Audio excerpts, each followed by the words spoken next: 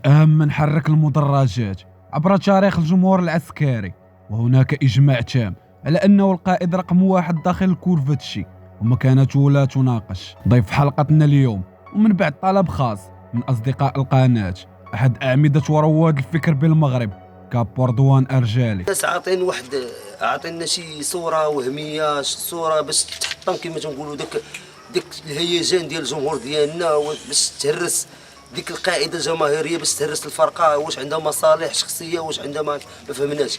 نبداو هذا الشيء من الماتش اللي بدا، الماتش ديال كاس العرش. كان التنقل ديال الجماهير العسكريه للدار البيضاء كما تنقولوا تنقل عادي منظم، اطرنا راسنا براسنا، ما كانوا لا مشاكل، ما كان حتى شي حاجه. واخا ديك كما تنقولوا ديك بروفوكاسيون ديال دوك الناس، حنا ما كنسوقوش لهم داك الشيء، عندنا عادي. رضوان أرجالي من مواليد مدينة الرباط، وبالضبط بحي دوار الحاجة. كان من المؤسسين ديال الأولتراس عسكري قبل ما كان كيتبع ليه فار، قبل ما تكون شي حاجه سميتها الأولتراس في الرباط. رضوان تعرف بالغيره الزائده اللي عنده على الفيراج بسبب الاسلوب السلس ديالو والحب اللي زارعه في قلوب الناس. كان كيخلي الجمهور العسكري جاي للتيران وكانه جاي لدارهم الثانيه، يتلاقى مع خوتو. كان هو الاخ الاكبر لاي واحد كيعشق ليه فار، اللي كان كيحترمو الكبير قبل الصغير. كان صانع اجواء في الفيراج على ان الجمهور العسكري لحمه واحده، وما كاينش فرق لا بين أولتراس عسكري ولا بلا كارمي. وكان دائما حريص على ان يكون الجمهور العسكري في قمه الوعي، وان يكون افضل وغير مشاغب.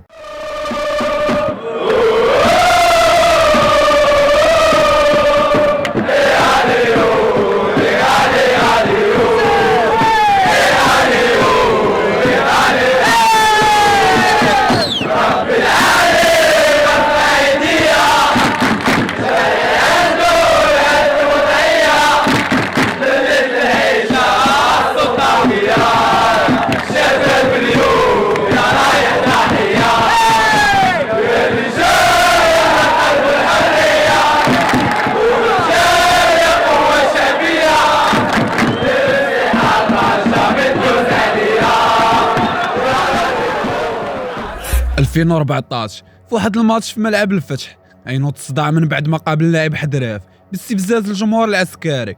عينوت الصداع مع المخزن، المرودة يقصدوا رضوان ويبغيو يديوه تما فين ما غاديش تسرط الجمهور ويدافعوا على رضوان. وعينوت الصداع ديال بصح، ويكون هناك عدة إصابات لا من الجمهور ولا من المخزن، وبالخصوص رضوان يتلقى عدة إصابات لا في الوجه ديالو ولا من الجسم ديالو كامل. من مور هذا الشيء يقرر كابو رضوان انه يتنحى شيئا ما على منصب الكابو، فين ما غاديش يبقى يطلع بزاف باش يسير الفيراج، ويبقى كيحضر في كل ماتش لكنه ما كيطلعش للسلم. ومع ذلك الجمهور بقى كيطالب به، وكيقوموا بعده حملات في الصفحات باش رضوان يرجع يطلع، ومع ذلك ما كيطلعش.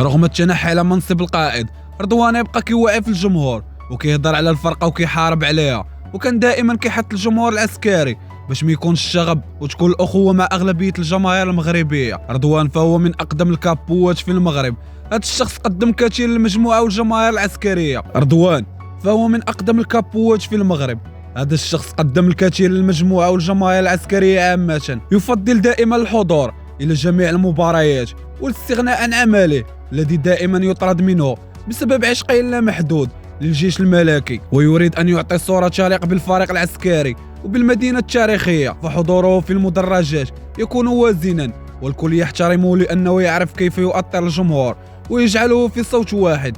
ومن هذا المنبر فتحية خاصة لهذا القائد الشامخ الذي يسعى دائما إلى تقديم ما لديه إلى الجمهور. 2017 يتعرض عليه أنه يحضر لأحد برامج التلفزية، ويحضر ويعطي الكلمة ديالو ويوجه عدة رسائل لرئيس الجامعة فين غادي يحرجوا أمام الحضور. خليكم مع هذا المقطع. الكروي بالمغرب، وأن اللجنة التأديبية كانت صارمة في تناولها مع قضايا ديال الشغب، وأن القرارات التأديبية اللي رافقتها كمعاقبة فريق الجيش الملكي بخوض 4 مقابلات دون الجمهور بسبب اقتحام 4 قاصرين لأرضية الملعب. دون ان نلمس نفس العقوبه بالنسبه لفريق النهضه البركانيه اللي شاهدنا نفس الواقعه اللي وقعت في احدى المقابلات ديالها.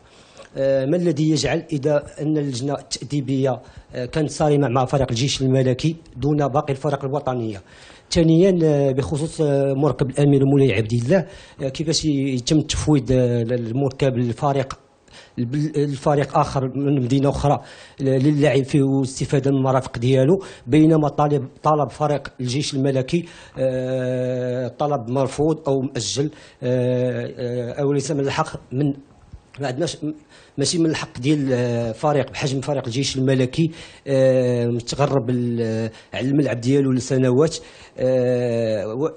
يستفد ولو رمزيا بتتويج بافتتاح هذا الملعب. هذا ماشي تمييز. وكنتمنى واخيرا من السيد فوزي القجع يجاوب الجمهور على هذا. بالطبع هذا هو في الحلقه هنا باش يجاوب. بعد غياب طويل ورغم انه كان كيحضر في التيران، الجماعه العسكريه كانت كطالب به في ليباج وانهم باغيين يرجعوا معاه لايام العز الكورفه. في 2019 في واحد الماتش ضد الرجاء يطلع كابو فين يلقى ترحيب كبير من الجماهير العسكريه ويتفاعلوا معاه ويحرك اسطول العسكري ويتفكروا معاه ايام العز. ايام من بعد يختفي رضوان كيف العاده، ولحدود هذه اللحظه الجماهير العسكريه تطالب بالعوده ديالو للمدرجات. هنا الاخوان يسالي الفيديو ديالنا، بغينا تسيبورت الدراري، راه والله حتى كنتحاربوا باش كنجيبوا المعلومات على الكابو. ما تبخلوش علينا بالسيبورت وكتبوا لنا في لي كومونتير شكون الكابو اللي بغيتو نهضروا عليه الجاي. تهلاو الدراري.